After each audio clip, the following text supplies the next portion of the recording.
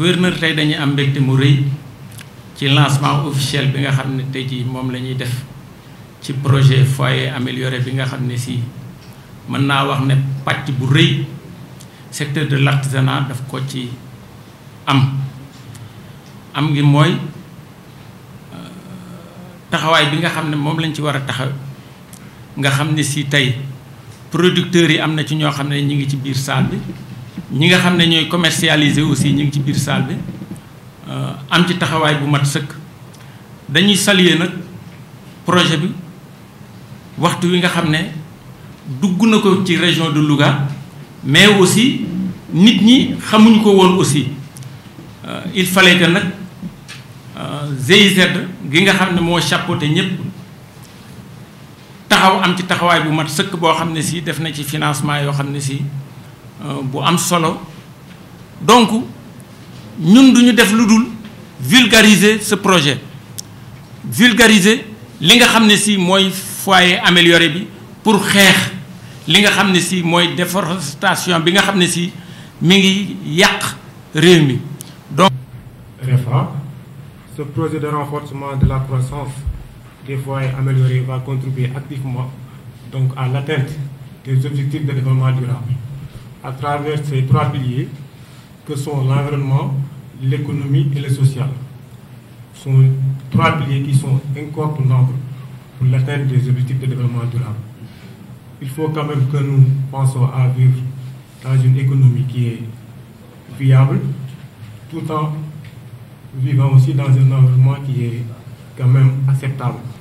Le renforcement des foyers améliorés est un projet important, surtout pour nos familles, pour nos femmes, pour nos enfants, parce que c'est un projet qui permet effectivement non seulement d'économiser de l'énergie, mais de réduire l'émission de gaz à effet de serre, de participer donc à la lutte que l'État du Sénégal et les autorités mènent pour effectivement contrecarrer l'échauffement climatique qui de plus en plus avait impacté en tout cas sur l'environnement africain, sur l'environnement sénégalais, sur les économies, effectivement, et a compromis la lutte pour le développement économique et social de notre pays. Je pense que l'importance de ce projet, de cette initiative est vraiment n'est plus à démontrer.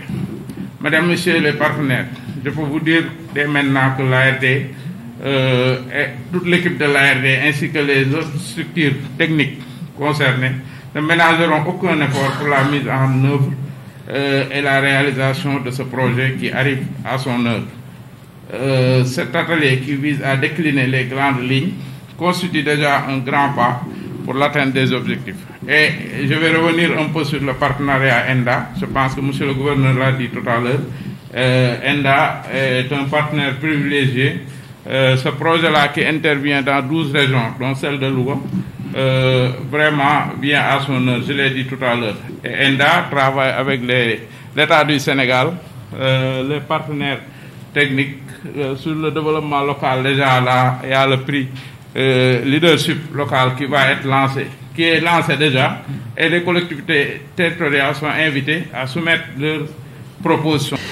Monsieur Mamoudou Mansour Diagne, responsable de pôle à ENDA Ecopop, acteur du projet RFA, projet de promotion d'une cuisine plus respectueuse du climat. Nous sommes réunis aujourd'hui à Louga pour procéder au lancement du projet de promotion d'une cuisine respectueuse du climat sous la présidence de monsieur le gouverneur de Louga, dont nous saluons vraiment le leadership et la présence avec tous les acteurs institutionnels, techniques et communautaires de Louga pour lancer ce projet-là.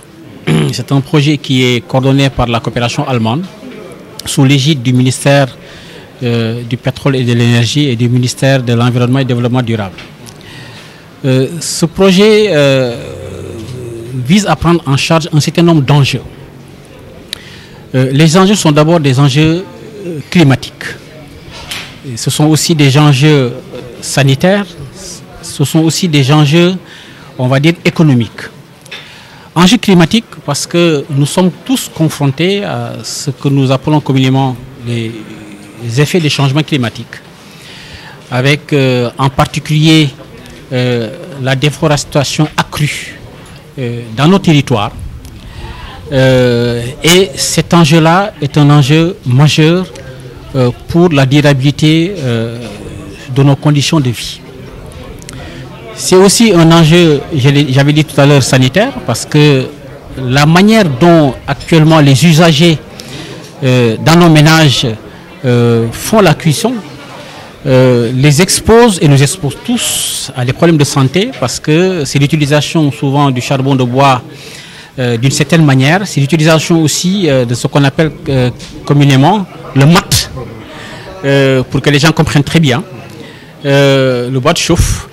Et nous savons tous que cette utilisation-là expose les usagers et les usagères à de la fumée et à d'autres méfaits qui impactent un peu leur santé. C'est aussi un enjeu économique, parce que les quantités qui sont utilisées pour le charbon de bois comme le bois de chauffe, c'est des quantités souvent presque astronomiques et qui obligatoirement impactent cette utilisation-là dans la manière dont nous habitons, dans la manière avec laquelle nous habitons avec nos forêts. Et donc c'est une pression forte sur le bois, sur les arbres, et qui font que cette pression-là impacte sur un peu ces quantités-là que nous utilisons dans nos ménages. Donc nous utilisons beaucoup de bois de chauffe, beaucoup de charbon, et donc nous dépensons beaucoup d'argent. Dans un contexte climatique et même géophysique très différent.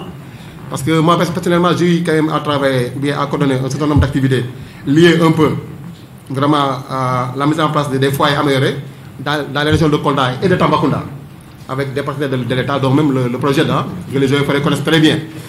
Mais ce que j'ai remarqué vraiment de manière très rapide, c'est que souvent, avec la mise en œuvre de ces projets, à la fin des projets, 2 ans, 3 ans après, quand vous revenez, c'est comme il se posait la question suivante: est-ce que le projet est passé par là en termes de durabilité, en termes aussi de pérennisation?